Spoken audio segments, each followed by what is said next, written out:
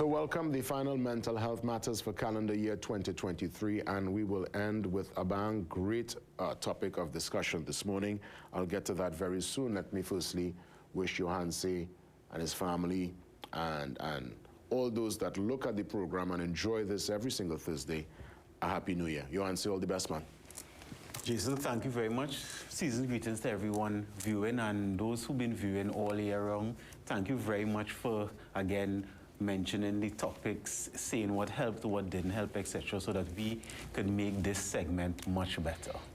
And a very important talking point this year, well, this episode, we're asking, or basically trying to get ways on how to stop cheating on ourselves. So the topic really, how to stop cheating on yourself. And we could go so many different directions here with this one. Right, so where do we start? How to stop cheating on yourself? All right, well, I will go first in a relationship outside of yourself. When you cheat on somebody or somebody cheats on you, trust is the biggest thing that is broken, right? And you know, there's a saying that says, it takes a second to break trust, but years to rebuild it.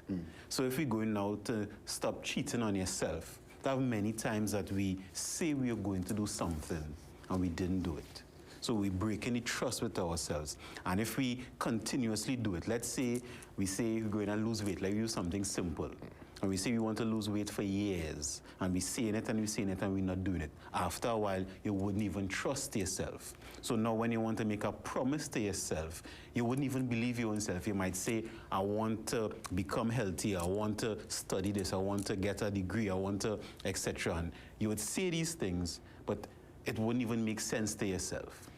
Isn't sometimes environment, like I would say environment, what's your take on environment and environment having an impact? Because if you're around a team that is very much into fitness and well-being and wanting to look good, and you're part of that team, and you might tell yourself, well, you know, okay, you know what, there's some encouragement. There are people around to help fan that flame. And I guess, too, if the environment is one that is very cool, laid back, nothing, you know, Sunday could fall on a Wednesday. Does environment play a part in this journey? Definitely, environment plays a part, but it's like you sometimes have to be stronger than the environment. You know, we usually say we under the circumstances. Well, under the circumstances, well, I have to do X, Y, Z. So what I'm saying to the nation today is be over the circumstances. Because, like we use that same scenario with cheating. If you is a man or woman and you're married, and you're around other people who cheating and doing things like that, because you're in that environment means you'll do it also, versus you having your own morals and values, you having your own commitment to yourself of exactly what you want to do. And if we understand environment plays a factor, if you're not in the right environment, then you need to move to the correct one so that you would reduce the chances of being influenced in a way that's against your own will. I mean, you know, we are just human, and sometimes we would have that particular plan, there'll be that forecast, that vision board mentally, but of course for it to become a reality, we must apply ourselves. Right. And I guess sometimes that's the real challenge, you know, trying to not cheat on yourself, to make the extra effort to get to that particular line. And some people just need to start, and that sometimes really is the hardest part, like how and where.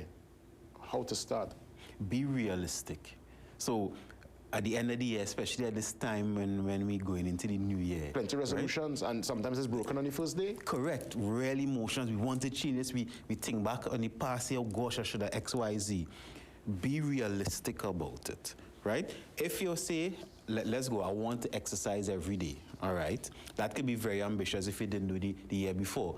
But you could do 10 push-ups a day. If you understand what I'm saying, you could walk, not run. You don't have to run. You could walk a half a mile.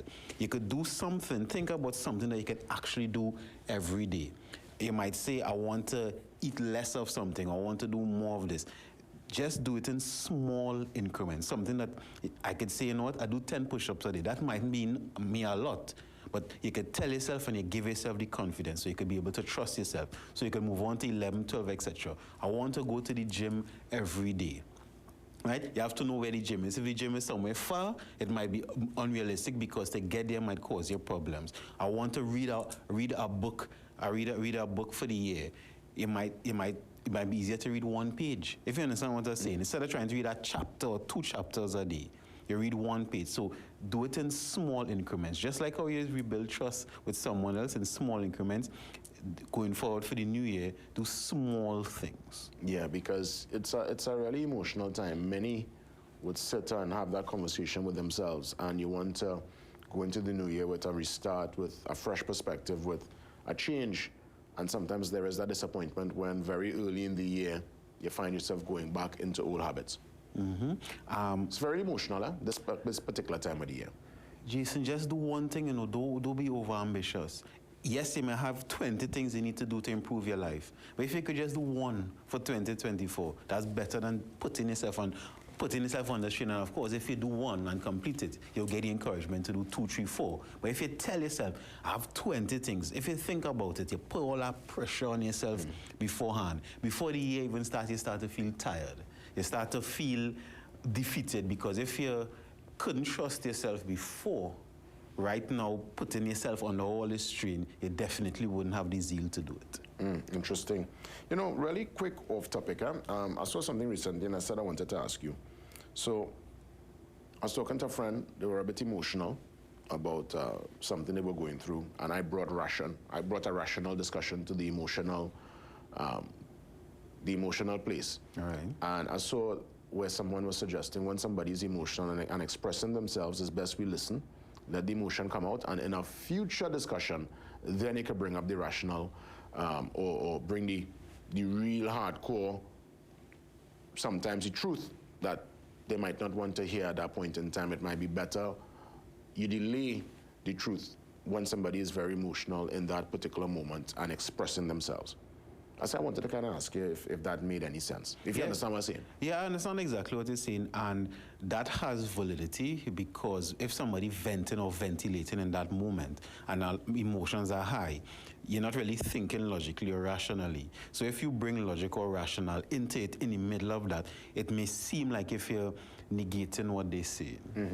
So if any one of us, if you're angry, sometimes it's best you just get it out, you clear it out, and then when your head clear, you bring the rational discussion. And we could even add that to this end of the year, because right now a lot of people, as you were saying, emotional, right? Sometimes it's better you go through and feel the emotions, feel the sadness, the joy, the anger from 2023, get it all out. And then when your head clear, then sit down and plan exactly what you want to do for 2024.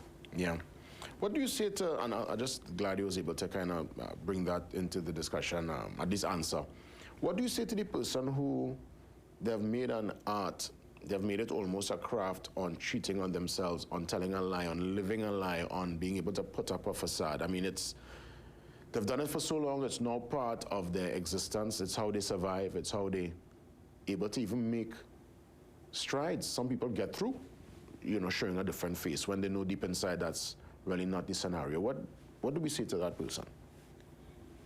Think about exactly what you want for the future. Okay, and there's an exercise my wife gave me time. Actually look in the mirror, if you can get a full-length mirror. But if you can't look in the mirror, look yourself in the eye and really analyze, am I happy with what I'm seeing? Look at yourself and don't look away, because sometimes, some people have difficulty looking at their own self in the mirror. Sometimes when I cheat on myself, I just have difficulty looking at myself in the mirror. Look at yourself in the mirror. Look at yourself from top to bottom and ask yourself, am I happy? Now, I'm not saying you might be happy with certain things, but there must be something you're not happy about. And I'm not only talking about physical. When you look, you realize, you know what? My time management not good. I always reaching late. I just get angry quick. I'm supposed to finish my degree. Something along those lines. Something will always come up. And that one thing, you don't have to have a whole list of things now you try to start to feel negative with yourself. You have that one thing and say, you know what?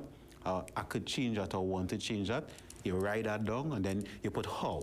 So let me use the obvious, one of the easiest ones. I want to lose weight. The how, where it's exercise, eat less, etc., etc. I want to change my job.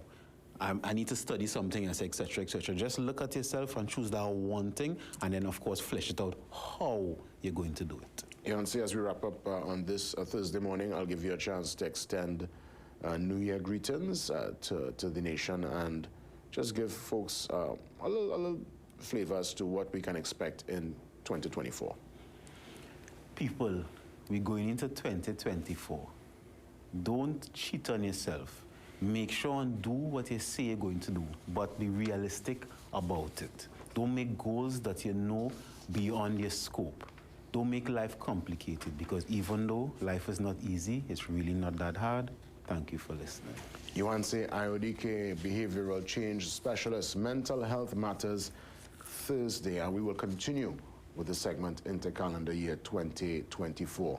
Thanks for tuning in. We're going to take a break and come back with our birthday brew and see who's calling today, or at least the last couple of days, because some of them are have some belated inside there too. So we'll see who is calling this time of the year, their special day. See you soon.